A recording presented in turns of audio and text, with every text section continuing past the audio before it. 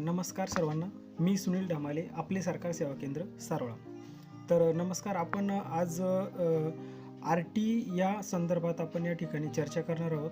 तर नेमकं RTE म्हणजे काय आणि RTEचा फायदा काय याच्या संदर्भात आपण सोप्या भाषेमध्ये आपण या ठिकाणी आज चर्चा करणार आहोत. तर नमस्कार पालकांनो, आपण RTE म्हणजे काय या ठिकाणी आपण सुरुवात आधी आपण समजून घेऊया.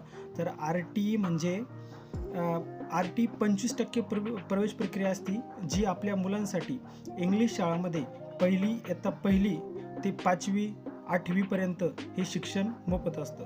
तर आपण या ठिकाणी स्टेप बाय स्टेप त्याची पात्रता या ठिकाणी आपण जाणून घेऊया.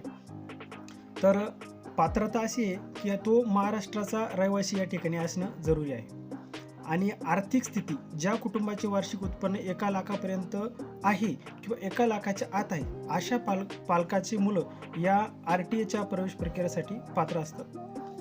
त्यानंतर वयोमर्यादा. तर वयोमर्यादा ही मुलाची किती असली पाहिजे, तर मुलाचं वय हे 6 वर्षाच्या पर्यंत असलं पाहिजे आणि तो पहिलीच्या शाळेत जाणे योग्य असला पाहिजे.